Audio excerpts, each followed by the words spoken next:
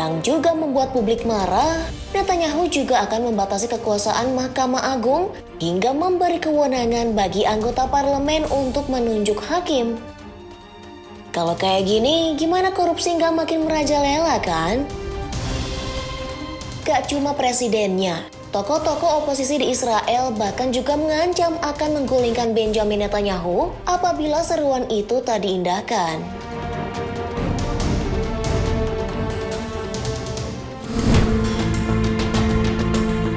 Sahabat Kompas.com, situasi politik di Israel saat ini lagi panas-panasnya nih.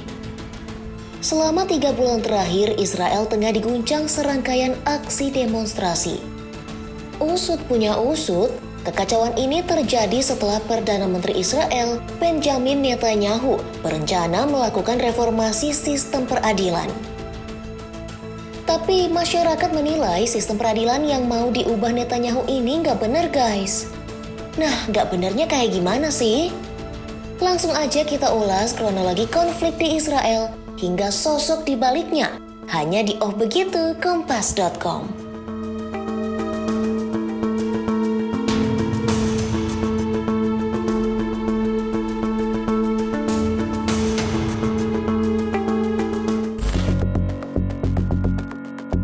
Jadi, demonstrasi di Israel ini sudah terjadi sejak 13 Januari 2023 dan berkepanjangan sampai memuncak itu ya pada 27 Maret 2023. Misinya ada satu, yakni menolak upaya Benjamin Netanyahu merombak sistem peradilan dan sistem hukum di negara tersebut.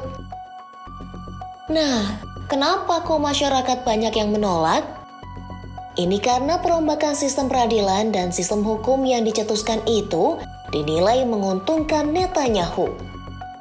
Bayangin aja, Netanyahu saat ini masih berstatus sebagai terdakwa kasus korupsi perusahaan telekomunikasi dengan nominal setara 4,2 triliun rupiah ya.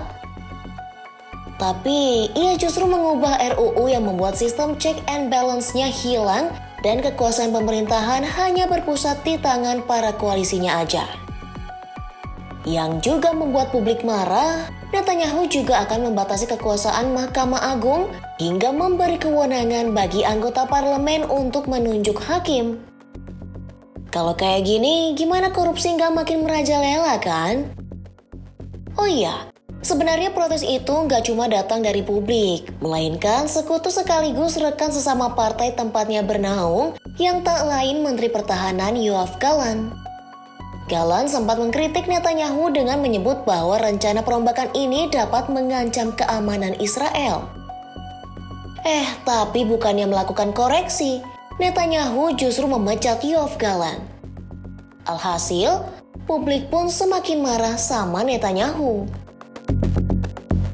I'm gonna stay here and fight for what 2,000 years the Jewish people fought for. 4 generations of my family put blood on this land. No way 2 goddamn criminals are gonna wipe out what 4 generations of my family put in this land.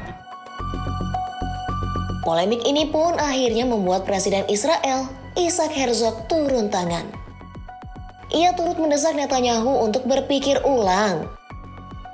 Herzog menilai Israel saat ini memang tengah berada di ambang perang saudara gegara rencana reformasi sistem peradilan itu. Gak cuma presidennya, tokoh-tokoh oposisi di Israel bahkan juga mengancam akan menggulingkan Benjamin Netanyahu apabila seruan itu tak diindahkan. Meski begitu, pada akhirnya desakan-desakan yang disuarakan rakyat hingga presiden ini pun ditanggapi Netanyahu nih. Dia akhirnya memutuskan untuk menunda rencana perombakan sistem peradilan di negara itu, lantaran enggan menimbulkan perang saudara. כשיש אפשרות למנוע מלחמת אחים בהידברות, אני כראש ממשלה לוקח פסק זמן להידברות. אני נותן הזדמנות אמיתית להידברות אמיתית. אנחנו עומדים על הצורך להביא את התיקונים הנחוצים במערכת המשפט, וניתן הזדמנות כדי להשיג אותם בהסכמה רחבה זו מטרה ראויה מאין כמוה. Kerap membuat kebijakan kontroversial. Lantas siapa itu Benjamin Netanyahu? Netanyahu merupakan Perdana Menteri Israel yang menjabat sejak 2022 nih. Namun sebelum ini, Ketua Partai Likud itu ternyata juga sempat beberapa kali mengemban jabatan serupa. Tepatnya pada tahun 1996 hingga 1999 dan juga 2009 hingga 2021.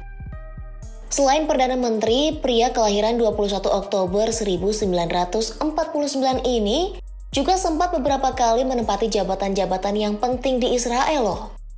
Seperti Menteri Luar Negeri tahun 2002 hingga 2003, hingga Menteri Keuangan tahun 2003 hingga 2005.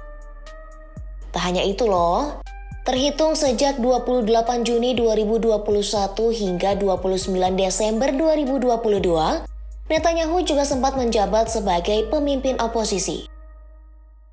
Karir panjang Netanyahu di dunia politik ternyata juga tak bisa dilepaskan dari kehidupan masa kecilnya nih. Ia menghabiskan masa muda di Amerika Serikat karena ayahnya, Benzion Netanyahu, saat itu mendapat posisi sebagai profesor sejarawan Yahudi di Philadelphia. Tepatnya di usia 18 tahun, Benjamin Netanyahu kembali ke Israel untuk melakukan pengabdiannya sebagai pasukan pertahanan Israel. Di tempat tersebut, ia menjadi salah satu anggota yang paling diandalkan di sejumlah operasi militer. Mulai dari serangan di Bandara Beirut pada 1968 hingga memimpin serangan ke Gaza, Palestina. Jika di luar negeri agendanya terlihat sukses, setelah tahun 2016, Netanyahu justru dirundung oleh serentetan skandal di dalam negeri. Ia terseret sejumlah kasus korupsi, mulai dari tuduhan penyuapan, penipuan, hingga pelanggaran kepercayaan yang membuatnya semakin kehilangan dukungan dari publik Israel.